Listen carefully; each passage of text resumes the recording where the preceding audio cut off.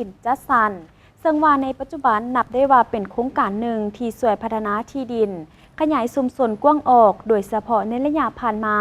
แม้นเห็นได้ว่ามีหลากหลายโครงการที่เกิดขึ้น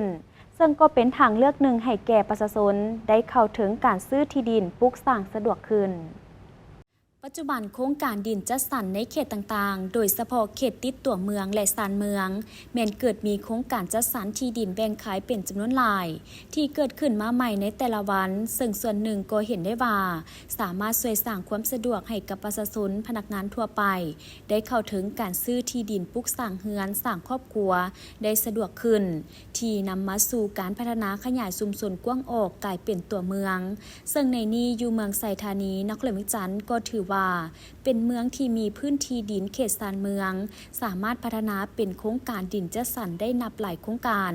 และปัจจุบันก็มีหลากหลายโครงการที่พัฒนาออกมาจำหน่ายให้กับประชาชน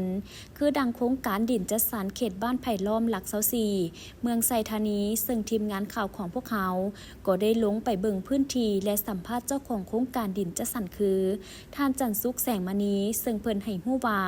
โครงการดินจัดสรรของเพิ่นตั้งอยู่หอม16บ้านไผ่ล้อมเมืองไซธานีนครหลวงจันทร์อยู่ด้านหลังสุสานนักรบเก่าห่างจากทางอย่างและเส้นทางเลขที่13ใต้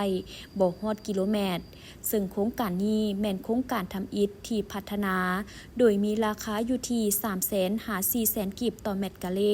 สามารถผ่อนจ่ายได้ในระยะ18เดือนโดยบ่มีดอกเบี้ยซึ่งลูกค้าสามารถแทกซื้อเนื้อที่ดินได้ตามกำลังทรัพย์เจ้าสบายดีลูกค้าเด้อข้าพเจ้าชื่อจันทร์สุขแสงมณีเนาะดินจัดสรรแต่ว่าเป็นส่วนที่1เนาะตอนนี้ขึ้นกับอยู่บ้านไผ่ล้อมหน่วย16เมืองไซธานีนครหลวงเวียงจันทน์เนาะถ้าว่าลูกค้าผู้ใดสนใจจะได้ดินงามๆดินโนนเนาะแต่ว่าเข้ามาก็ประมาณ500เมตรลูกทางอย่างเข้ามาจังซั่นช่วงนี้ช่วงราคาโปรโมชั่นเนาะถ้าว่าผู้ใดเอาใจพิเศษเนาะโดยเฉพาะก็แม่นแถมรักหัวสาวคนสาวนี่แถมรักหัวสาวรักเนาะแล้วก็แถมน้ำบาดาล1บ่อ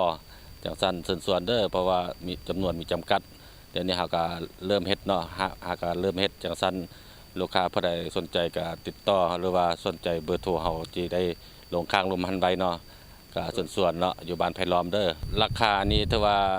ติดทางเข้ามานี่ละแม่นเม็ดนึง700 บาทเนาะ700แล้วก็ถัดเข้ามา40เมตรแล้วแม่นเม็ดนึง600 บาทมีแต่2ราคาเนาะช่วงนี้โปรโมชั่นเอาคือเว้าเมื่อกี้นี่แหละเอาแถมหลักหัวแล้วก็แถมน้ำบาดาลอันนี้ก็ถือว่ามีไฟฟ้าเนาะเฮาดึงเข้ามาไฟฟ้าแล้วก็เป็นใบครอบทองถูกต้องตามระเบียบกฎหมายแล้วเนาะว่าง่ายซะบ่ได้จ่ายหมดเฮาก็จะได้เฮ็ดใบครอบทองให้ทางเฮาได้เฮ็ดใบครอบทองให้เนาะถือว่าพรนี่ก็ถือว่าจำนวนถือว่า18เดือนเนาะ18เดือน 0% ดอกเบี้ยนั่นระยะ18เดือนเนาะอันนี้แต่ว่าอันว่าผู้ใดสนใจก็มีการเข้ามารวมกันได้มีการนโยบายเติมบ่เป็นหยังเนาะอันนี้ความสะดวกก็เพราะว่าลูกทางยางเข้ามาก็มันก็บ่ไกลคนมันอยู่ชุมชนอยู่แถวนี้ก็ส่วนหลายเพิ่นก็เฮ็ดดินจัดสรรเนาะจากดินเฮาไปนี่ก็ถือว่าประมาณ4-5-600 เมตรก็เพิ่นก็ขาย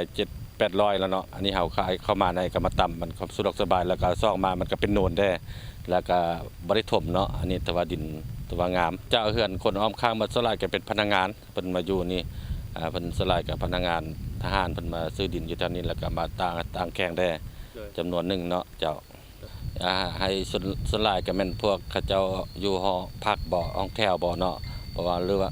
ผู้ที่มีเงินน้อยเนาะเฮาอยากมาพรก็ได้แต่ว่าให้ความสะดวกสบายเนาะเจ้าสนใจติดต่อนะก็เบอร์โทรข้าพเจ้าเนาะเกี่ยวกับดินเนาะ02058638912 02058638912เจ้าติดต่อได้